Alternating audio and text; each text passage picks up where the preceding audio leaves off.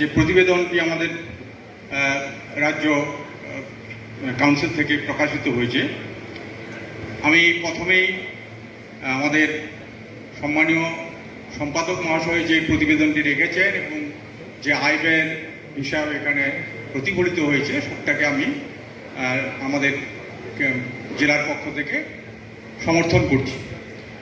দু একটি কথা যেগুলো বলতে হবে সেটা হচ্ছে আমাদের যা যা কর্মসূচি হয়েছে সেগুলো আমরা চেষ্টা করেছি সাফল্যের সাথে করার।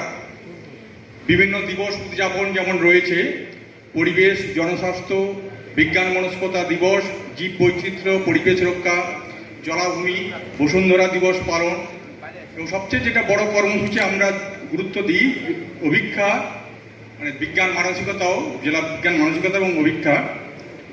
আর সেই সংক্রান্ত প্রত্যেকটি কেন্দ্রে আমরা যখন অভিক্ষা গ্রহণ করি সেখানে অভিভাবকদের সঙ্গে তাদের সাথে বসে বিজ্ঞান বিষয়ক বিভিন্ন কর্মসূচি নিয়ে আলোচনা, রক্তদান শিবির যেটা এখন সব জায়গাতে হয় আমরাও সেটা করি, এবং যেটা সবচেয়ে আমাদের কাছে একটা মূল্যবান সম্পদ হিসাবে আছে সেটা হচ্ছে আমাদের জেলাতে আচার্য প্রফুল্লচন্দ্র রায়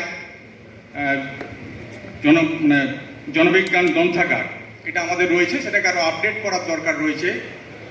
আমরা সেই জায়গাটা করতে চেয়েছি।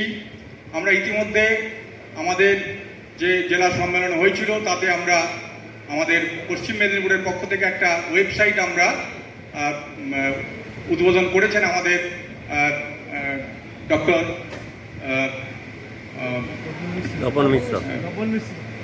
মিশ্র, ডক্টর মিশ্র, আমাদের তপন মিশ্র মহাশয়, তিনি আমাদের উদ্বোধন করে এসছেন, সেটাকে আমরা আপডেট করব। ইতিমধ্যে আমরা যেটা করতে চাইছি, অনেক বিজ্ঞান জেলা বিজ্ঞান থেকে জেলা যে কেন্দ্র তারা রিপোর্ট করেছেন, আমরা খড়গপুর শিল্পাঞ্চলে পরিবেশ সুরক্ষা নিয়ে আমরা কিছু ধারাবাহিক কর্মসূচি গ্রহণ করেছি, কিন্তু সেগুলো সঠিকভাবে আমরা করতে পারছি না, সেইভাবে আমরা সেই আন্দোলনটাকেও নিয়ে যেতে পারছি না, এ কারণে যে আমরা সেই বিজ্ঞান কর্মী আমরা তুলতে পারছি না। সেটা যাতে আগামী দিনে করা যায় সেই দিকে আমরা চিন্তা ভাবনা করছি। এবং যেটা আমার মনে হয়েছে যে কতগুলো সমস্যা আমাদেরকে সামনে এসে গেছে ইতিমধ্যে, যেমন হাতি একটি সমস্যা, যেটা যদিও ঝাড়গ্রাম আমাদের তো ভাগ হয়ে গেছে আমাদের জেলাটা, এগুলো ঝাড়গ্রাম নিশ্চয়ই জেলা নিশ্চয়ই তারা আলোচনা করবেন, কিন্তু সেই হাতির দল প্রতি বছর আমাদের পশ্চিম মেদিনীপুরে ঢুকে ফসল নষ্ট করছে, তার সাথে সাথে আমাদের প্রাণহানি ঘটছে।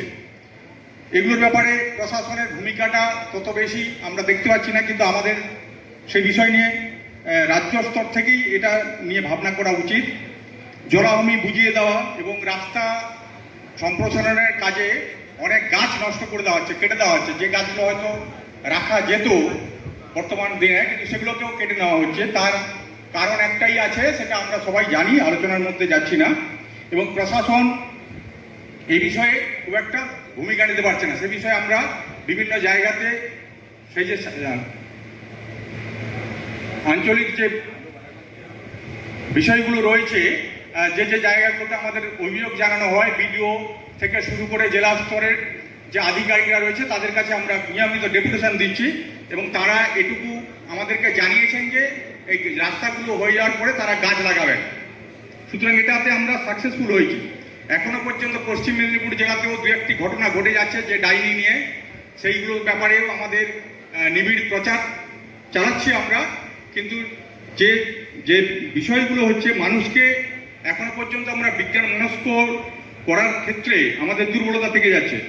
বিশেষ করে আমাদের স্কুলগুলোতে আমরা যাচ্ছি বা আমরা যারা পড়াচ্ছি স্কুলগুলোতে, আমরা সেইভাবে ছাত্রছাত্রীদের উদ্বুদ্ধ করতে পারছি না, অথচ আমাদের ছাত্র সদস্য সংখ্যা ক্রমেই বেড়ে চলেছে।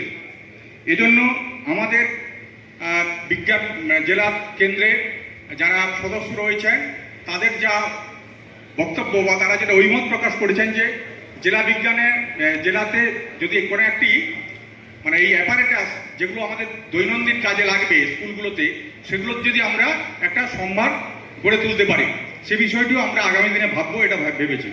আমাদের একটা জেলা সাংস্কৃতিক টিম রয়েছে, আগে আরও ছিল এবং অন্যান্য বিজ্ঞান কেন্দ্রগুলোতেও ছিল, কিন্তু সেটা আমরা ঠিকঠাক করে করতে পারছি না। তার কারণ হচ্ছে আমাদের যে বর্তমান প্রযুক্তিকে কাজে লাগিয়ে সেগুলো করতে হবে এবং এটার ব্যাপারে আমাদের রাজ্যকেও আমাদের কাছে পাশে দাঁড়াতে হবে। আর আমাদের জেলার নদীগুলো প্রত্যেকটি, যেমন সুবর্ণরেখা এবং কংসাবতী থেকে যথেচ্ছ বালি তুলে নেওয়া হচ্ছে এবং এগুলো, এই সমস্যাটার ফলে কি হচ্ছে না, ওই কিছু কিছু নদীর নাব্যতা নষ্ট হচ্ছে এবং কিভাবে সেটা, এটা একটা বাস্তুতন্ত্রের সমস্যা। এগুলোর ব্যাপারে কি সুনির্দিষ্ট পদক্ষেপ রাজ্য স্তর থেকে নেওয়া যায় সেটা দেখতে হবে। আর